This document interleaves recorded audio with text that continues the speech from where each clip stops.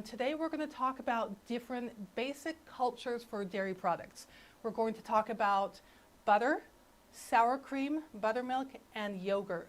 Now, if you saw my little preview, I mentioned that if you take a quart of heavy cream and you put it into a butter churner like this and you churn butter, you can make homemade butter in minutes. But if you drain the liquid off of that and try to use it in a buttermilk pancake recipe, you won't get the results that the recipe requires. There's a reason for that. And the reason is that the buttermilk that is sold in the carton for buttermilk pancakes, buttermilk biscuits is a cultured product. It has had bacteria added to it, and the bacteria are still alive and are still doing the work.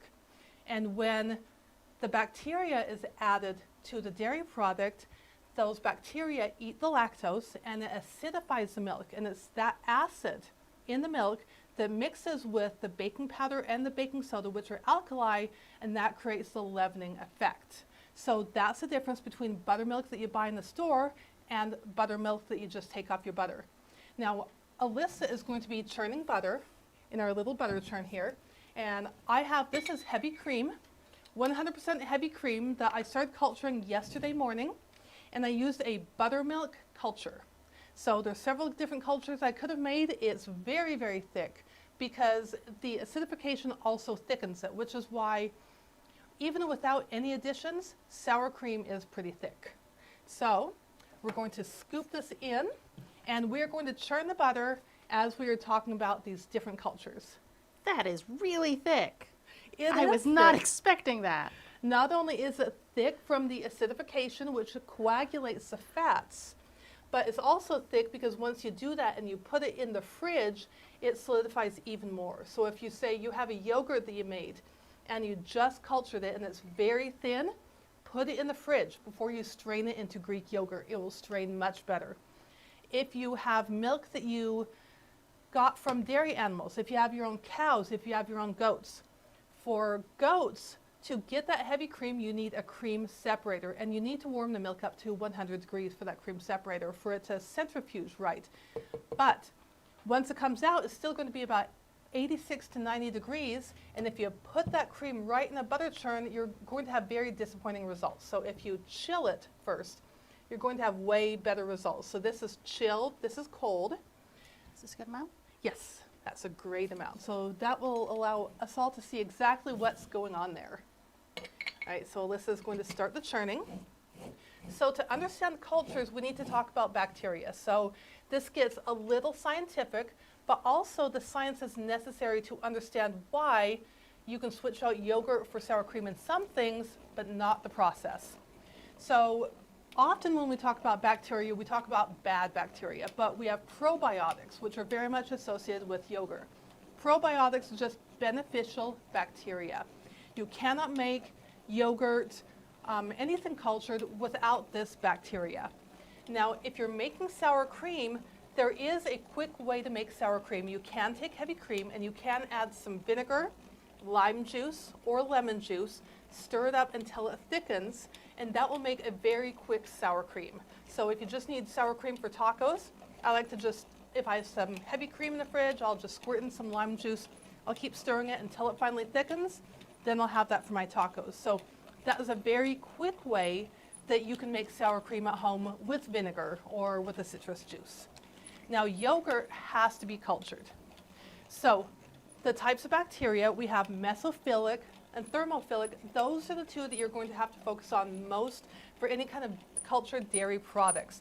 Then there's three other classifications, psychrophilic, psychrotrophic, and hyperthermophilic. And what that means, so mesophilic bacteria, it's basically categorized by the temperatures they do best in. So mesophilic bacteria does best at Fahrenheit 68 to 113, right around that range. Above 113, it dies. So if you get into 120, your mesophilic bacteria are going to die. If you get below 68, they will still hang out, but they're not going to grow. They're not going to do much good. They're happiest in general at 98.6, which is, average human body temperature. So most disease-causing bacteria are mesophilic, which is why if you leave something on the counter say salmonella is mesophilic. You leave eggs on the counter, they love that temperature. You put them in the fridge at 40 degrees, that bacteria can't grow. But also most cheese-making cultures are also mesophilic. Now there's thermophilic. There are very few dairy cultures that are thermophilic, but the most important is yogurt. So thermophilic cultures grow best over 105, but if you can get something at 108 to 112, that's where they're happiest. Now that's only a 4 temperature difference there. So for them to have the happiest growth, it helps to have something that can help maintain those temperatures. And that's where yogurt makers really come into play, because there are many ways you can make yogurt. How have you made yogurt, Alyssa? Oh, I make yogurt in my Instapot once a week. And so the Instapot is programmed to hold that 108 to 113 temperature. And so you press certain settings and it knows to hold that exact temperature. Now, how else have you seen yogurt made? Oh, my husband grew up in yogurt, and he grew up with yogurt coming out of the oven. I'm sorry, he grew up in Europe. And he would go over to people's houses, and they would just have yogurt growing in the oven. And yogurt has been around for thousands of years, and obviously Instant Pots have not. Yes. Yeah. And so it is an ancient practice of keeping the cultures healthy, using them to culture more milk, and keeping that temperature through maybe ceramic crocks, wrapping them in towels, insulating them, keeping them in a warm location. And then if they switch those cultures out every 2 weeks, make fresh yogurt, they can keep the cultures active and healthy. And then the other 3 are psychotrophic, psychrophilic. Both of these love cold temperatures. Now, if you have a food that still goes bad in your fridge, even though your fridge is 40 degrees, that's a psychrophilic or a psychotrophic bacteria. So keep in mind, things can still spoil in the fridge. They grow better at above 50 degrees, which is why your fridge stays below 40. But they can still grow in these colder temperatures. The good thing is they are not nearly as common in food. And there's hypothermophilic. So, do you know what temperature are you aiming for with hot compost? Oh, that's a good question. I should probably be checking my hot compost, shouldn't I? Yeah. So anybody in Facebook, if you've hot composted, you're looking for at least 130 degrees. Now I said that mesophilic dies above, say, 112. So if it gets to 120, it's dead. That's one of the points of hot composting is if you have that E. coli, you have that salmonella, you have all those different horrible bacteria that are going to make your family really sick. You put them in this compost pile, these hyperthermophilic bacteria eat the compost. They raise the temperature so much that through their natural digestive processes, it kills those mesophilic bacteria. Also keep in mind in cooking where if you have something cultured, like a sour cream or a buttermilk, cultured buttermilk, and you put it in a recipe, once you bake it, of course, that is also going to kill the cultures. So the leavening will be before it actually reaches temperature. And keep in mind that sterilization temperatures are 160. So if we're going to pasteurize milk to kill all bacteria, that's 160. So that's going to wipe everything out. So we do that before, like, we make cheeses or before I put in my yogurt culture. Right. So we get a lot of questions, can you make yogurt with raw milk? Can you make sour cream with raw milk? Yes, but. There's always a but there. That's how it's been made forever. And natural bacteria occur in the milk of dairy animals. Lactobacillus is a probiotic. It occurs naturally in the animal.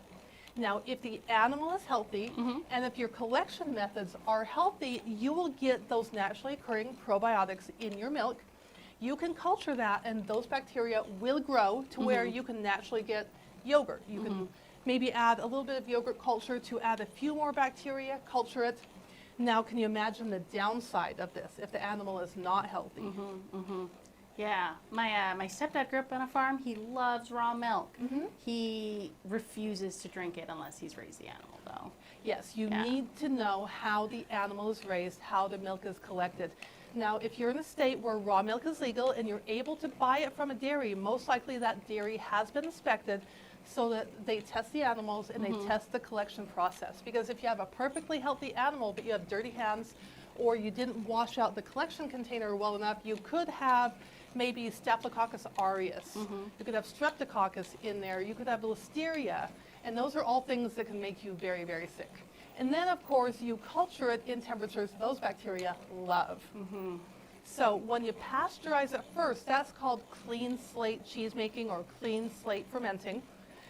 I like to do that because I want 100% control over my cultures. Not everybody does. Some people who especially, they focus on having healthy, happy animals, the best collection methods, they only use raw milk. Now, do you know how old cheese has to be before it's legal to sell in all 50 states? No, how old does my cheese have to be? Oh, good question. So, now the actual rules of selling cheese differ state by state. And the reason why is when pasteurization became common, then cows were often kept in the city where you could milk a cow and have milk on your table the same day. Your neighbors could come over and buy some. Then cities got bigger. The cows were moved out of the city. All the milk was put in these milk trucks and kept at room temperature through all of that time to come back in, be bottled, and be consumed. And so this started a lot of diseases like, let's see, tuberculosis.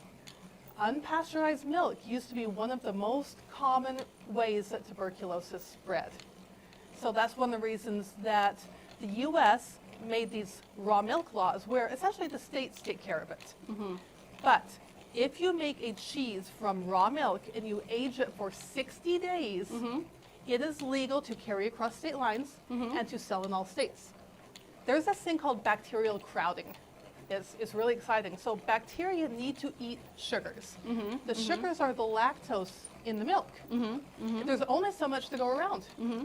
And so if you have the right bacteria from the start and it's eating the lactose, there is a certain point where just no more bacteria can grow. There's not enough resources. Yeah. Of course, if you have, say, I'm sorry, I lost my train of thought. So if you have milk that is already contaminated and there's already more of that bacteria in the milk, then you're adding with your culture, it's a race to the finish line. And who do you think is going to win? Yeah, yeah. That's not a chance I would like to take. Right. So I mentioned in the break room earlier, I opened up this cream with a buttermilk culture, and I handed it to an employee, and I said, smell that. How does it smell? After culturing dairy items a few times, you will get to recognize that smell.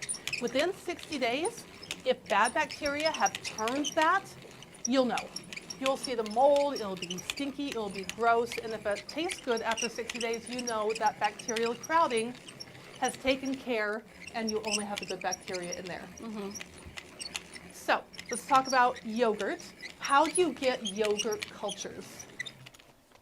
I usually get yogurt from the store when I do mine. Yes. That's probably the cheapest way to culture yogurt, is you can get yogurt from the store. I like to read the label, and I like to see at least 5 different bacterial species listed, because those are 5 that I'm going to grow. And there are yogurt brands that have been cultured with specific bacteria that are proven to help your digestive health. Now, some of these products, it's hard to know. You want it to say live active cultures on the container, but sometimes, depending on how they've been processed, it's not the healthiest culture. So this is an example of a yogurt starter culture. This is one that we offer in the Mother Earth News Store. These cultures are freeze-dried powders, and so you can store them in a refrigerator, and then you can add them to the milk. And so the cultures will tell you exactly what temperature to add it to. Remember, thermophilic bacteria. Remember, it likes the warmer temperatures. And so you're going to add this to the milk when it's warm enough. You're going to put it in whatever sterilized container works best, whether it's this little yogurt maker here that Roots and Harvest has. We sell this in the Mother Earth News Store as well. Or maybe your Instant Pot or a crock pot, you're going to keep it at that temperature until it has cultured. And the longer you keep it at that temperature, the stronger it will be, and also the more sour it will be. So if you like a nice sour yogurt, keep it there longer. Remember bacterial crowding. If you made it the right way for the first time, it's not going to go bad unless you stick a dirty finger in there and swirl it around. So, Well, and I love those cute little jars in that one. aren't these perfect? Those are about the same size as some of those really trendy yogurts I've seen at the store. They Just little are. pots. Now, you can add flavoring to the yogurt before you culture it. And if you add sugar, those bacteria are going to be so happy. They're going to culture faster. But if you want to save some of this for your next batch, I don't recommend putting flavor in it because those cultures will not be as healthy for the second batch. But if you're using maybe a starter culture each time and you want to put flavor in there, you can do that. And then you will have flavored yogurt that you don't have to add any jams to. So this is a great way to make the yogurt. Remember, thermophilic for yogurt, sour cream, and buttermilk mesophilic. So buttermilk cultures. Now this was really, really thick. I showed how thick this was because of the cream. If you're using a buttermilk culture, it is most likely going to say to add it to whole milk, so that it's still a little bit thin and pourable. Now, I added it to the cream, and there's a reason. We're churning butter, and then we're going to drain off the milk. Because this is cultured and acidified, we can use this in a recipe, and because all of the fat is going into the butter, then this will be almost non-fat buttermilk. Also, sour cream is also a mesophilic bacteria. It's just different bacteria for a different flavor. So we're showing you a few of these processes. We're talking about the sour cream, the buttermilk, and we're talking about the yogurt. There are other products that you can do, including cheese making. We're not going to get into the heavy-duty cheese making yet. We are going to have more classes on that. But in 1 week on Mother Earth News, for members only, we're going to talk about cultures more, and we're going to talk about the simple cheeses you can make without rennet. So these are Chev, which is a goat cheese. This is Fromage Blanc, which is basically a cultured cow milk. You can just buy milk from the store. This is Labney, which is yogurt that has been strained so much that it's spreadable. And there are several other cultured cheeses you can easily make, and all you need is milk from the store and a culture. And there's different places you can get the culture. Several places are very reputable to offer these freeze-dried cultures. Okay. And members get options to ask us questions. I didn't know I had so many questions about making cheese and making cultured sour cream. I have so many now. It's a whole rabbit hole. You just watch one, and you watch Alyssa make butter, and you watch it get thick, and you realize how quickly you can make butter with so few products. You want to make butter. Then you learn how you can culture the buttermilk and make pancakes. Then you learn about yogurt. It's a total rabbit hole. I'm obsessed. I've been doing this for years, and I'm still learning so much. And we have some great experts on our team that's their livelihood. That's what they do. And so I make cheese at home, and this is my day job with Mother Earth News, but some people who just make cheese. Yeah. It's so exciting. The team is so cool. Yes, exactly. And we love to answer your questions. And so Mother Earth News members, and also on these Facebook Lives, if you submit questions, then we can answer them. For instance, we had one member on Facebook who asked, can you make butter with raw milk? And do you know the answer to that? Yeah, you answered that this time. Yes, and what's the answer? You can, but you have to be so careful. Yes. So careful. Also, have you ever seen European-style butter in the stores? Yes, delicious. Kerrygold, right? Yes, that Good is stuff. cultured before you make the butter. Now, as early as 1773, people knew that if you scalded cream first, then strained it, then made butter, the butter lasted longer. Now, this was before Louis Pasteur was even born. Louis Pasteur did his work on pasteurization in the 1860s, and that proved why this process worked. So essentially, you kill the bacteria, then you make the butter, and then there's no bacteria that's going to keep growing and growing in the butter, and that is what's called sweet cream butter, which is almost always what we sell at the stores in the US. European-style butter is cultured first. It's tartar, and then it's going to have those bacteria, but also if you put sweet cream butter in a butter keeper and leave it at room temperature, it will last longer than butter made from raw milk or cultured butter. because those bacteria are still there.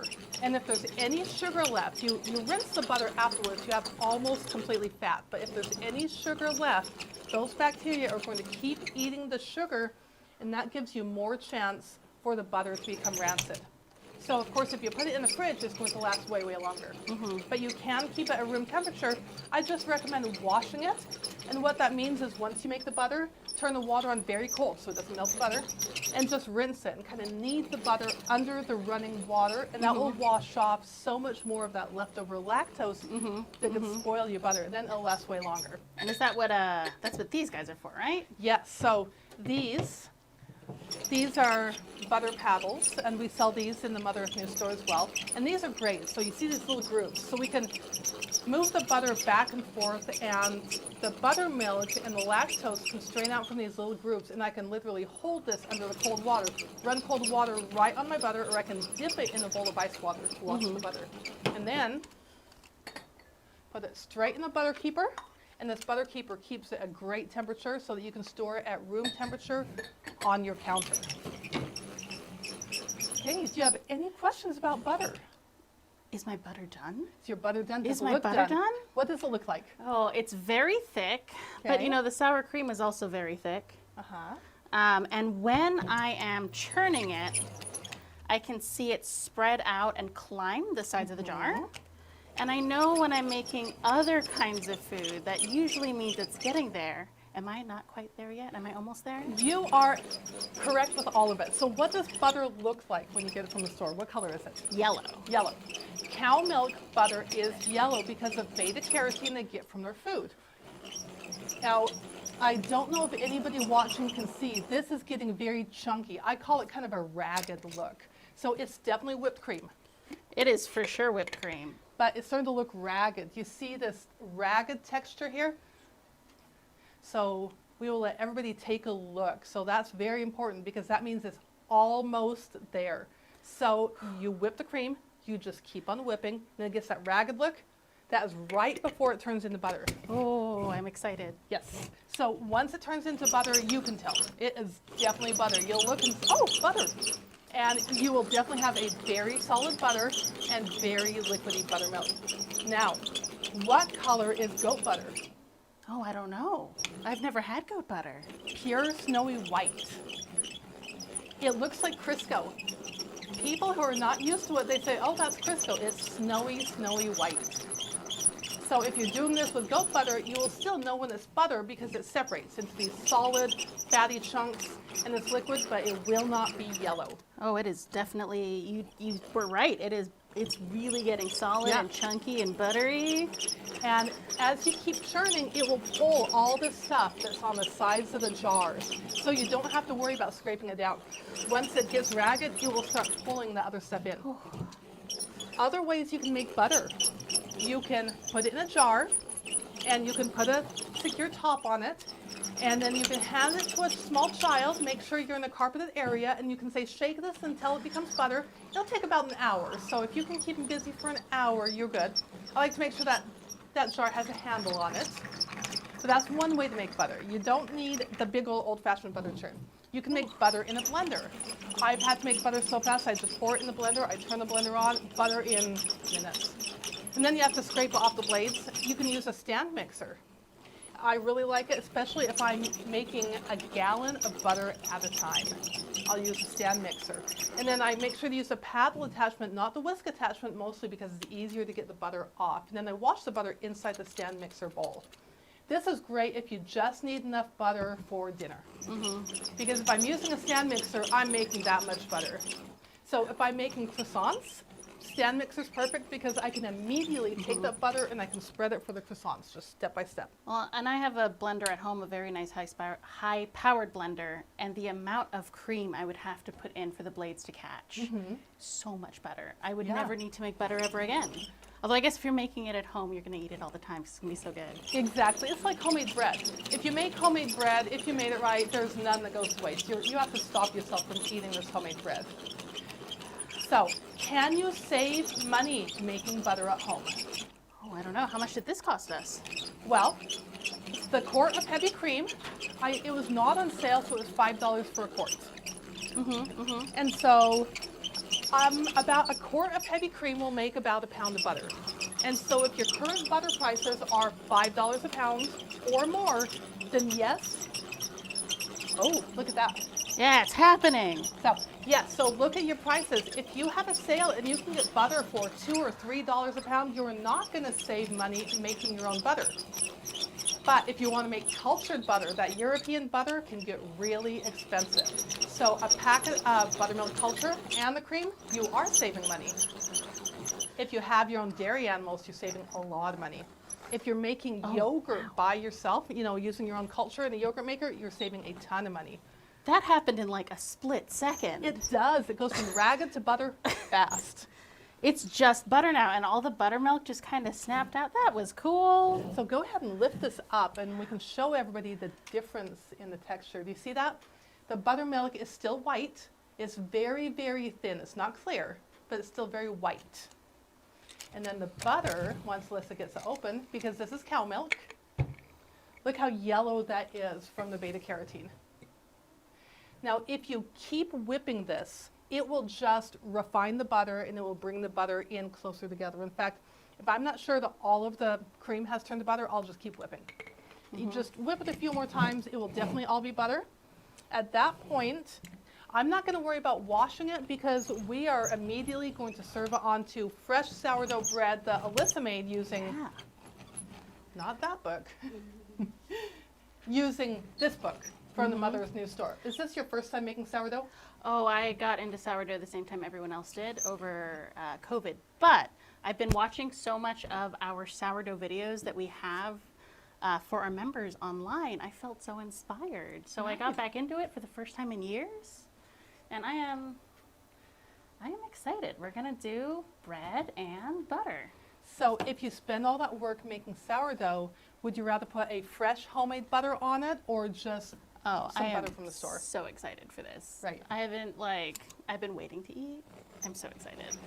Also, once you have this butter made, there's so many things you can do with it. I mentioned I make croissants. You need a softer butter. I put it right into the croissant making. I have the dough ready.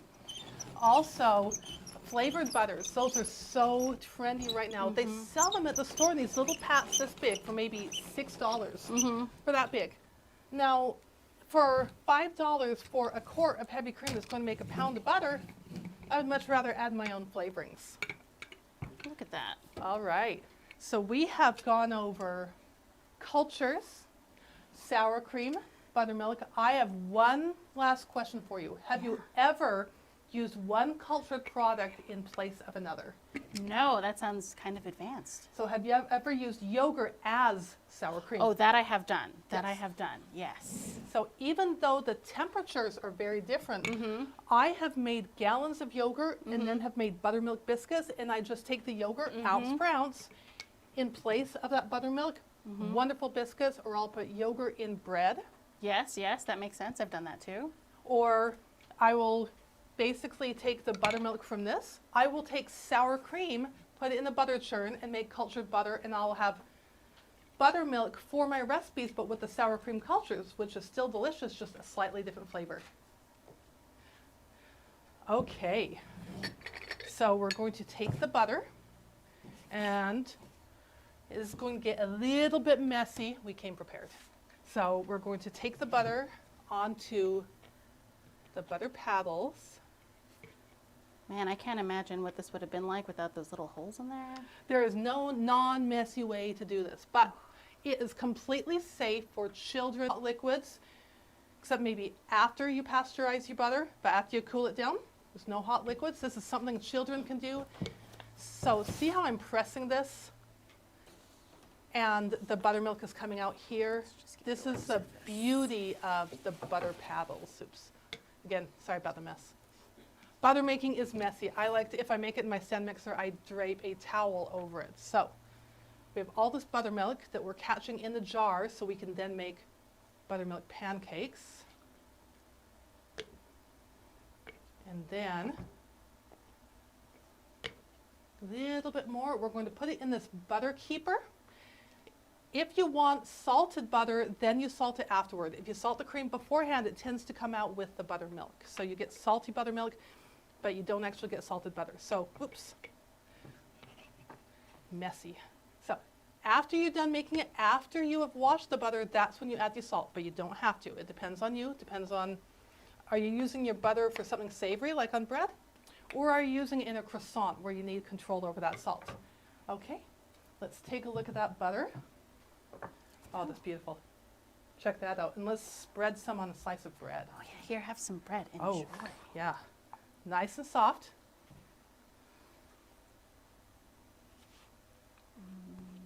Since you made the bread and you churned the butter, I did. My arms feel like I've had a workout.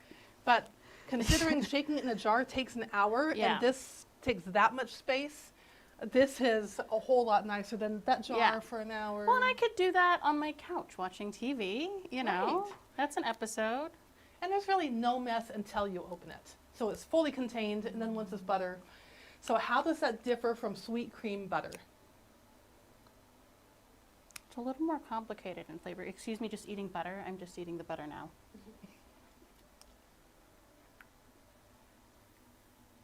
So sweet cream butter, sometimes it just tastes like nothing, and I love cooking with it, and I love the aroma when I put it in a pan and I'm cooking with it. But it doesn't have a very strong flavor on its own. But this is this takes me back to Paris. Like, this takes me, it just has its own flavor. It tastes like milk. The same way that homemade yogurt tastes like milk. Mm-hmm.